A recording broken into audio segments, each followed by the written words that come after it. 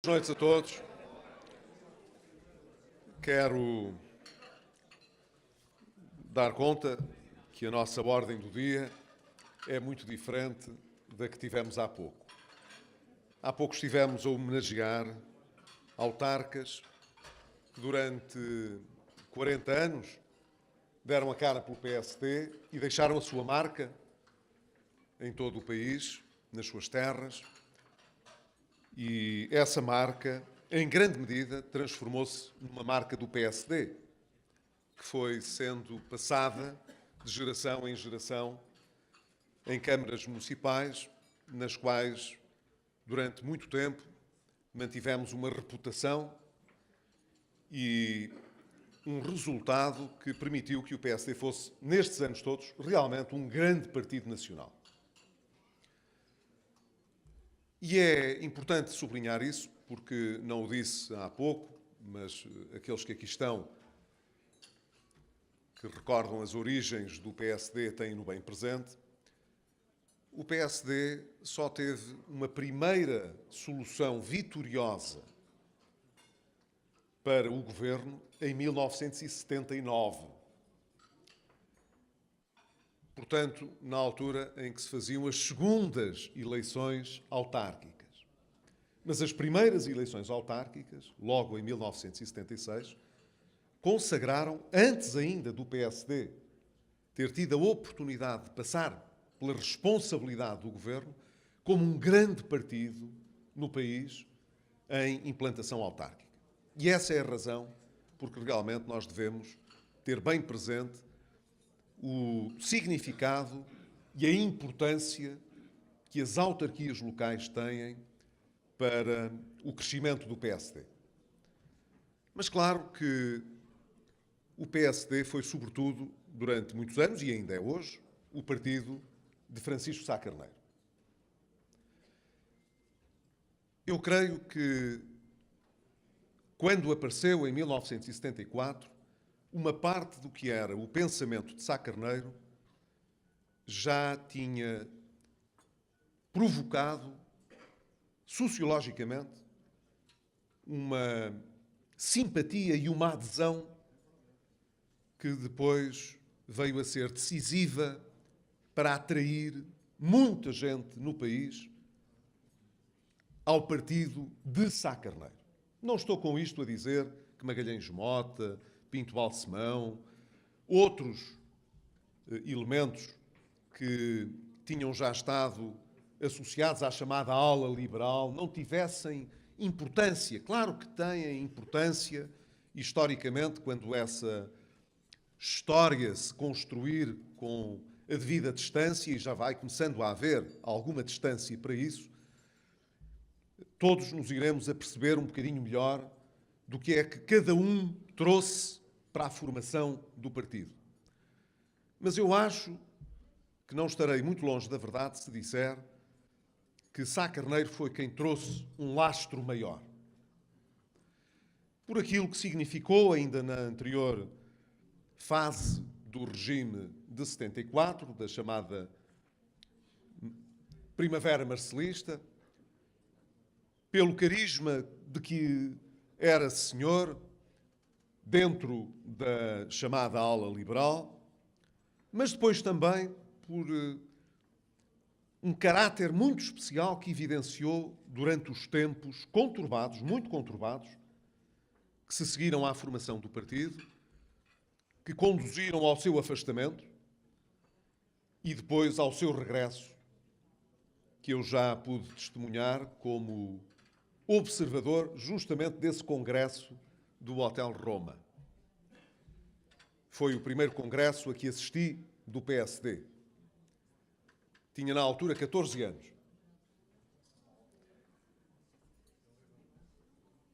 A primeira coisa que nós hoje nos espantamos quando olhamos para trás é ver a velocidade a que as coisas se passaram.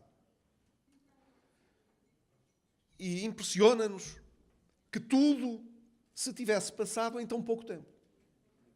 Reparem bem o que foi o governo de Sá Carneiro. E a gente hoje pensa, foi um governo que durou 1 ano e poucos meses. Foi um governo extraordinário. O que pensaríamos hoje de um governo que dura um ano e pouco? Vejam a intensidade com que as coisas passaram nessa altura. Claro, para mim, que tinha, por essa época já os meus 16 anos, as coisas tinham um sentido diferente do que teriam hoje, com os 52 anos que tenho, evidentemente. Mas ainda assim arrisco-me a dizer que tudo se passou com um nível de intensidade extraordinário. Entre o período em que foi fundado, a participação nos governos provisórios, a sua saída para Londres, doente, o partido conduzido por Emílio Guerreiro e Sá Borges, numa corrente diferente da de Sá Carneiro, o seu regresso até ao seu afastamento, menos de 2 anos depois, com os inadiáveis, que o acusavam de ser um autocrata, um homem que não conseguia conviver com o espírito, enfim, mais instruído, mais... Eu não queria dizer urbano, mas era na altura muito associado, Sá Carneiro, à ruralidade do país, contra aquela gente que vinha das universidades, mais desempoeirada, mais iluminada. Ele era considerado assim um homem teimoso, com um feitio difícil, obstinado. E isso notava-se um bocadinho na maneira dele estar. Eu só estive assim perto dele 2 vezes. Ambas em Vila Real, que era o meu distrito. E me tinha uma certa impressão, porque os dirigentes nacionais que o acompanhavam nunca se aproximavam muito dele. Ficavam sempre assim a uma certa distância. Me tinha uma certa impressão, não se percebia porquê. Porquê é que não queriam estar assim mais perto dele? Teriam receio que ele os não considerasse em excesso? Que, de alguma maneira, os não considerasse tanto ou o suficiente? Não consideravam necessário e andavam, como se costuma dizer, a pastorear um bocado mais nas imediações? A verdade é que Sá Carneiro se dirigia às pessoas com muita simplicidade. E esta história eu posso contar porque a presenciei em Vila Real. O meu pai era presidente do PSD em Vila Real. E havia em Chaves, no norte do distrito, um homem que ainda é vivo, felizmente, o Pimentel, que era motorista de táxi e, por qualquer razão, muito ligado à história efervescente daquele verão de 75, em que ele tinha sido baleado por ser do PSD e por isso ostentava até um defeito físico na cara, do tiro que tinha levado. Era um homem muito bem visto pelas populações, fazia muito serviço para as aldeias, não havia transportes públicos, não havia coisa nenhuma, e ele fazia o transporte público para muita gente, e às vezes de graça, porque as pessoas tinham poucos meios para pagar.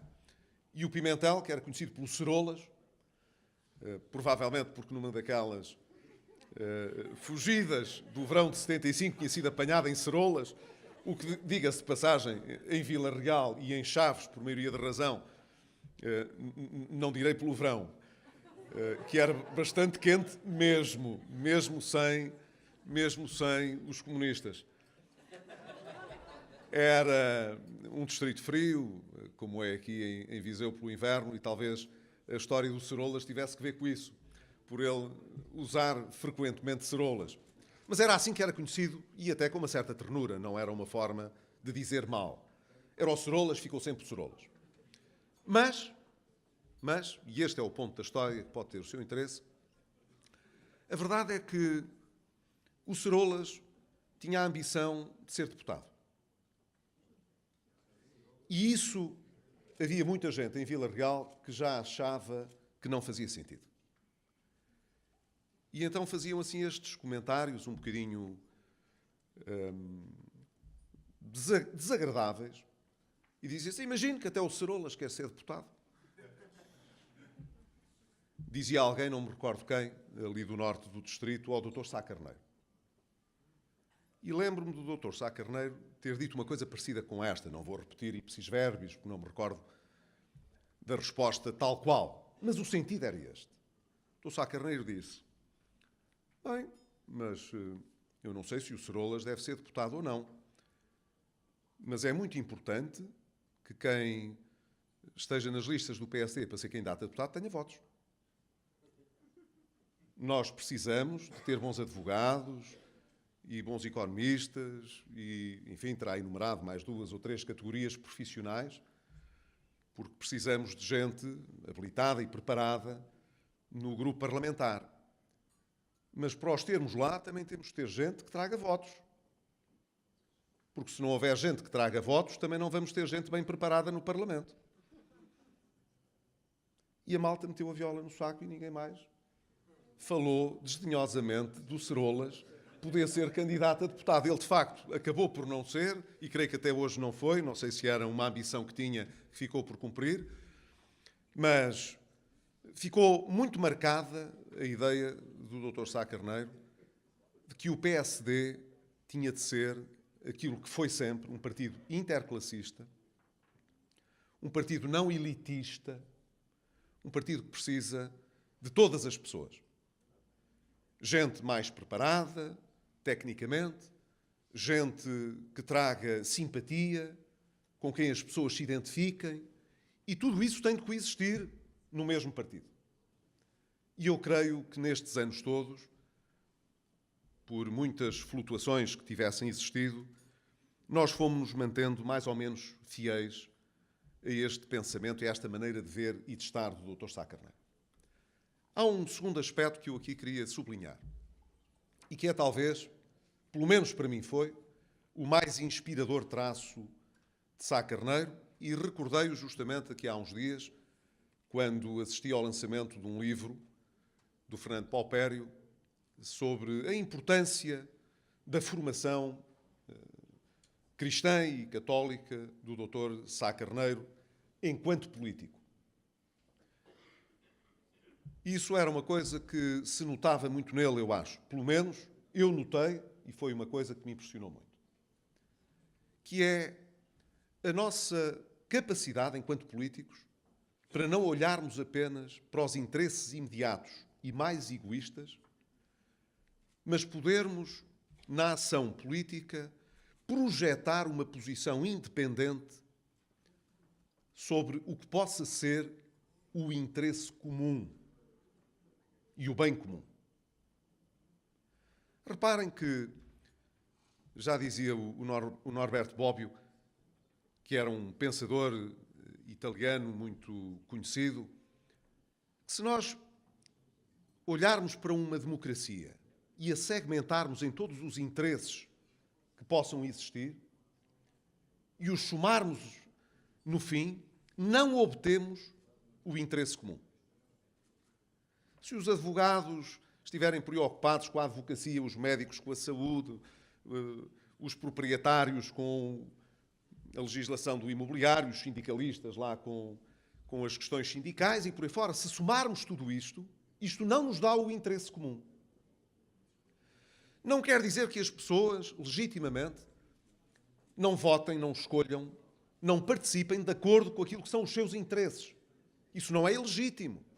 É normal que assim aconteça, que nós possamos votar de acordo com os nossos interesses. E isso fez as democracias evoluir muito mais do que as sociedades que não são democráticas. Não há dúvida disso. Mas se só votarmos de acordo com o nosso interesse, com a visão egoísta do que deve ser a sociedade, isso não é por si só um benefício comum. Muitas vezes há pessoas que decidem, não de acordo com o seu interesse imediato ou egoísta, mas com aquilo que acham que faz sentido e é melhor para as pessoas que estão ao lado, para aqueles que têm menos voz, para aqueles que estão mais desprotegidos. É assim. A nossa capacidade, portanto, para ver o bem comum e o interesse comum é talvez das coisas que mais enobrece a política. E que mais define quem tem alguma coisa para dizer para o futuro. Porque, evidentemente, Os fins não justificam os meios, mas quem esteja a pensar no bem comum e, portanto, a pensar no médio e no longo prazo, tem necessariamente uma maneira de estar diversa daqueles que só estão preocupados com o dia-a-dia e com a próxima eleição, como acontece com o atual governo, disso não tenho nenhuma dúvida. E esse traço, julgo eu, é hoje um traço muito evidente naquilo que é a gênese do PSD. Eu, desde a morte do Dr. Sá Carneiro, já conheci todos os presidentes do PSD. Todos. Conheci-os todos. E conheci-os a partir do Conselho Nacional. Portanto, não foi assim a uma distância enorme. Lembro muito bem de ter estado no primeiro Conselho Nacional, era Conselheiro Nacional do PSD, no primeiro Conselho Nacional que escolheu o Dr. Balsemão para Presidente do PSD e Primeiro-Ministro, a seguir à morte do Dr. Sá Carneiro. Lembro-me disso muito bem. E em todos esses tempos, com personalidades diversas, com características distintas, eu acho que o PSD conservou sempre esta característica de ser um partido interclassista, como eu disse, humanista, como não podia deixar de ser, ou personalista, conforme prefiram, para mim são equivalentes, e um partido que está sempre a pensar no bem comum, dizendo que primeiro está o país e os portugueses. E nós fizemos disso o nosso lema, não como uma manobra de propaganda, mas porque é isso em que acreditamos. É assim. O que é melhor para o futuro? O que é melhor para os portugueses? O que é melhor para o país? Isso dá muitos votos ou menos votos? É mais simpático ou menos simpático? Não é uma equação que determine o que devemos fazer. Claro que não devemos fazer por perder votos e eleições, portanto não vamos lá. Mas se tivermos de escolher o nosso caminho só a pensar naquilo que é popular, naquilo que é fácil, eu acho que nós não teríamos tido a história que tivemos. E não teríamos conseguido justificar muito do que foi a ação do PSD ao longo de todos estes anos. Termino, porque não quero ser aborrecido a esta hora, ainda menos, dizendo que me lembro muitíssimo bem de ter ouvido a notícia de que o Dr. Sá Carneiro tinha morrido. Estava em Chaves, justamente com o meu pai, que estava a trabalhar, a dar formação a médicos, e de repente fomos interrompidos pelo funcionário lá do SELAT, do Serviço para a Luta Antituberculosa, que vinha anunciar que a televisão tinha informado que o Primeiro-Ministro tinha morrido num acidente de aviação. E passado instantes, enfim, foi uma incredulidade total, ninguém acreditou literalmente naquilo que estava a ser dito. Passado pouco tempo, não sei se 10 minutos, começou-se a ouvir foguetes.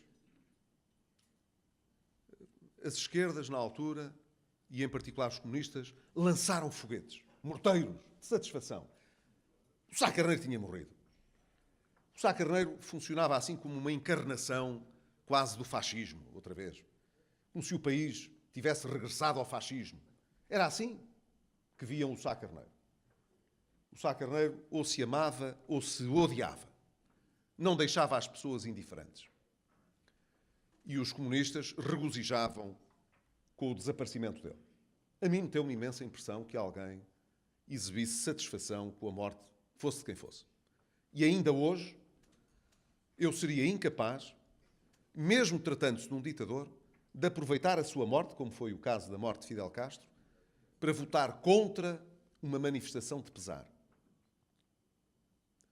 Não percebo como é que alguém pode votar contra uma manifestação de pesar pela morte de alguém.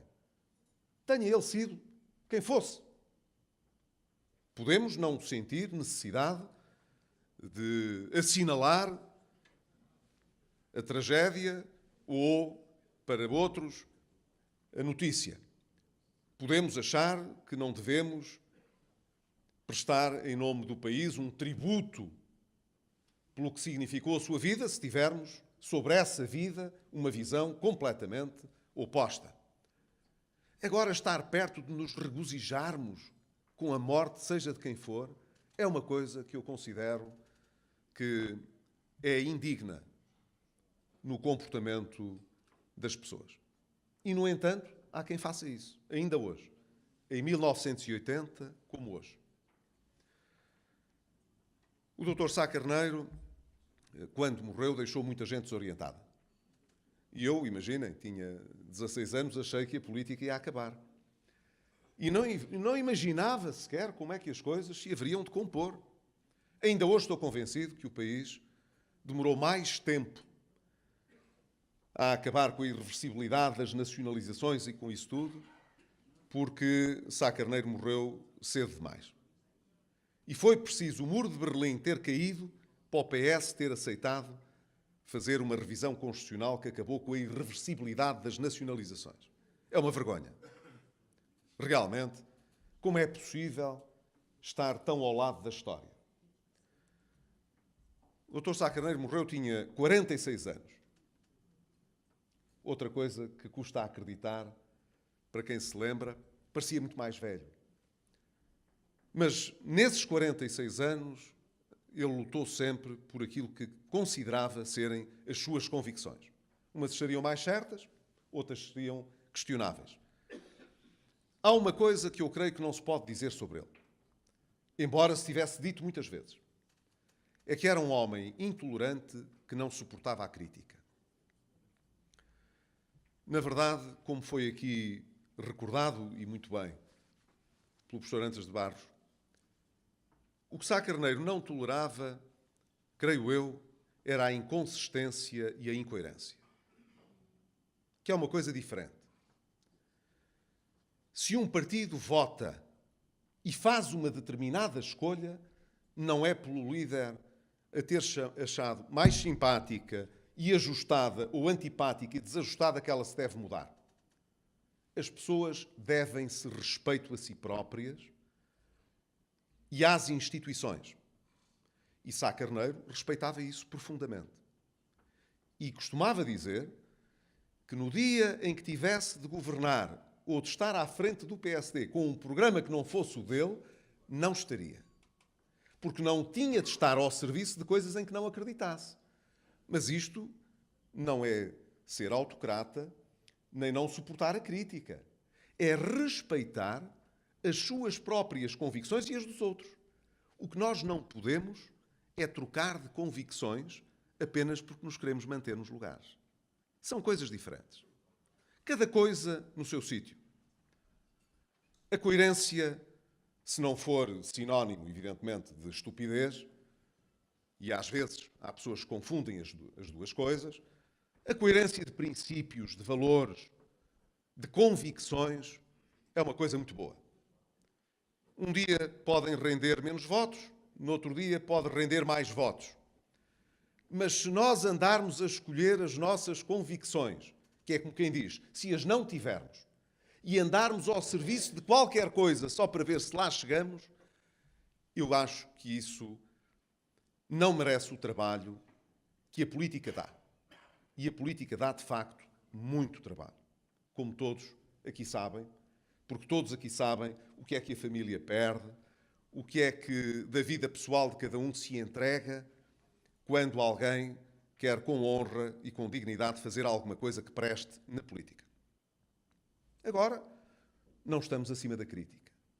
E, portanto, é muito natural que não só possamos viver bem com ela, como que a possamos incentivar. Eu nunca gostei de ter à minha volta gente que só me diz aquilo que eu penso. Sempre gostei de ter à minha volta gente que pensa outras coisas e que diz aquilo que pensa. E é isso que tem valor. Não podem ficar zangados que eu não siga sempre as opiniões dos outros, porque eu respondo pelas minhas. Agora, as críticas são sempre bem-vindas. No dia em que não se puder discordar e não se puder expor uma visão diferente daquela que quem preside ao PSD tem, nesse dia, o PSD não é PSD. E é dentro do PSD, pois claro, que devemos confrontar as nossas ideias e que, democraticamente, devemos aceitar as vitórias e as derrotas. Alguém pode dizer que nunca perdeu? Alguém está em condições de dizer que ganhará a vida inteira? Eu acho que nenhuma das coisas. E, portanto, eu, que sou presidente do PSD há mais anos do que Sá Carneiro alguma vez foi, que fundou o PSD, de 74 a 80, eu vou completar 7 anos de presidência do PSD em fevereiro do próximo ano.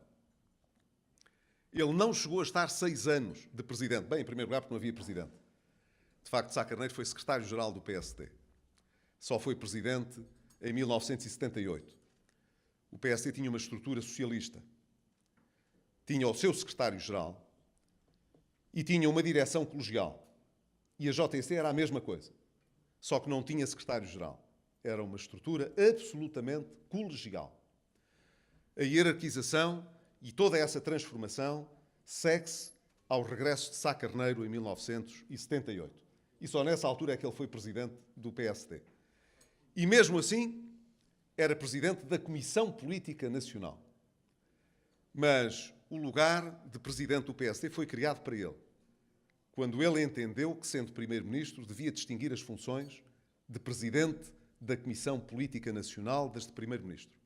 E então ficou de presidente do PSD e foi, se a memória não me atraiçoa, Menezes Pimentel, que ficou como presidente da Comissão Política Nacional. Mas isso estarão aqui outras pessoas dessa época que talvez possam recordar melhor do que eu. Mas não há de ter sido muito longe disto que aqui vos quis dizer. E pronto, já falei muito, já me alonguei mais do que queria, mas não queria deixar de dizer alguma coisa que fizesse sentido. Mas aqueles que me conhecem já sabem que eu não gosto de falar por falar, mesmo quando falo muito. E isso acontece muitas vezes, infelizmente. Muito obrigado, um abraço e uma boa noite.